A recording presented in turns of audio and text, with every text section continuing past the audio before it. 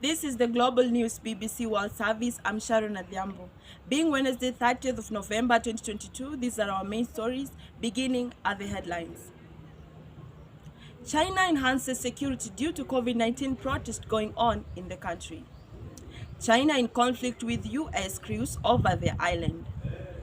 9 people killed during an Al-Shabaab attack in Somalia. Ukrainian president warns against attack by Russian missiles. Iranian general incorporates with the UN over the protest going on in their country. Peace talk on DRC begins in Nairobi today. An explosion in Jerusalem kills 3 people. A devastating earthquake in Indonesia. Shooting at a Walmart in West Virginia. US Supreme Court releases authority to release tax returns of Donald Trump. To our first story, China has stepped up security in the largest city of Shanghai following days of rare protest against President Xi Jinping's zero-COVID policy. Demonstrators have been calling for political freedom and end of the lockdown.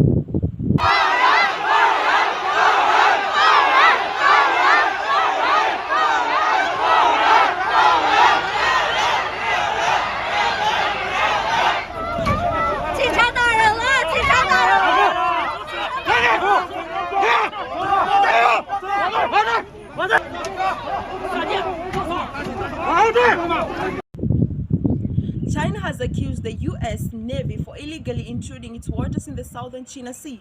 Beijing said it has monitored and drove away the US crew in the spreading island, accusing Washington of seriously violating China's sovereignty. Ownership of the island chain has been disputed. This is Chinese level. Please go away quickly. Go, go! Foreign military airplane. Foreign military airplane. You are operating by military security order. Please go away quickly in order to avoid long judgment.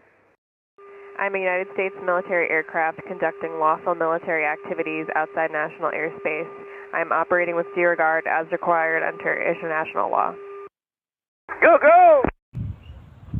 At least 9 people have been killed by Al-Shabaab fighters during an attack on a hotel in Somalia, capital Mogadishu. Somalia forces say that it has rescued 60 people in the end of the siege. 9 people have died after Al-Qaeda-linked militants stormed a hotel in the Somali capital Mogadishu, according to police. A suicide car bombing on Sunday evening at the Hotel Afrique was followed by a shootout between Al-Shabaab fighters and security forces into the early hours of Monday. Police spokesman Sadiq Ali said 9 people, including 4 attackers, had died. Al-Shabaab, which regularly carries out gun and bomb attacks in Mogadishu and across Somalia, claimed responsibility. Ukraine President Volodymyr Zelensky has warned that more Russian missiles attacks have been launched on a tough week ahead and had been rolling blackouts in the depths of winter after the Russian forces targeted Ukraine's energy infrastructure. Ukrainian President Zelensky warning people that Russia is gearing up for a fresh wave of attacks. In his address to the nation last night, he called on both defense forces and civilians to brace for that possibility. We know the Russian supply of weapons is dwindling, but Zelensky says that for as long as the Russians do have access to missiles, they will not calm down. Ukraine General Serhiy Shapatla has acknowledged that more than 300 people have been killed by the recent protests going on across the country, but Alam says that it will not cooperate with the UN fact-finding mission into alleged human rights violation during the crackdown on the protesters. Start with the Russians. Ukraine's a pretty big country. This is not a small piece of turf. And the probability of Russia achieving its strategic objectives, of conquering Ukraine, of overrunning Ukraine, the probability of that happening is close to 0. The third round of talk on peace process in the Democratic Republic of Congo has begun in Nairobi on day one. The Rwandan President Paul Kagame said he fully supports efforts to stop the violence. March 23, that is widely believed to be supported by Rwanda, was not present at the meeting. In fighting, there are different parties involved. It's not one party. So talking about ceasefire refers to parties fighting.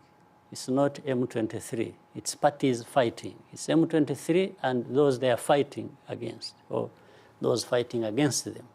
No, but I have my own criticisms against them.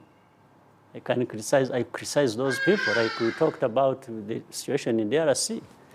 So the criticisms are going to be there anyway. An explosion in West Jerusalem has killed at least one person and injured several others. Police said an explosive device inside a bag went off at a bus station. Police also conducted a second controlled explosion in which injured 3 people. The 2 explosions happened half an hour apart at 2 bus stops, a short distance from each other. Several people have sustained serious injuries.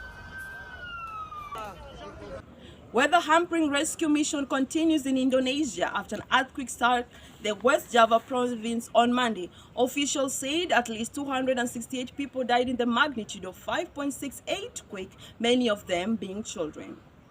The magnitude 5.4 quake was centered around the West Java province. At least 14 people have been killed. Shaking was felt as far away as the capital, Jakarta, where tall buildings swayed for several minutes. Officials say buildings and houses are damaged. U.S. retail in Walmart says she was shocked by shootings in one of their stores in West Virginia by a co-worker. The gunman opened fire in a supermarket in Chesapeake, killing 10 people, including his colleagues. His motive is not yet known. The manager just came around the corner and literally just opened fire and just started swaying his arm back and forth. He didn't have a target. He didn't, he wasn't aiming for anybody specifically. He literally was just shooting across the entire break room. The U.S. Supreme Court has cleared the way for Donald Trump tax returns to be released by the Democrat-led House committee. The court denied the former president's application to block the Treasury from turning over the files. Released the returns after the Supreme Court had refused to stop it last week. And this development, of course, brings to an end a years-long battle between Donald Trump and the House Democrats to dig into the former president's most closely guarded tax details. Now, speaking anonymously, the department spokesperson said the Treasury has in fact complied with last week's court decision, but has declined to say whether the committee had in fact accessed these documents.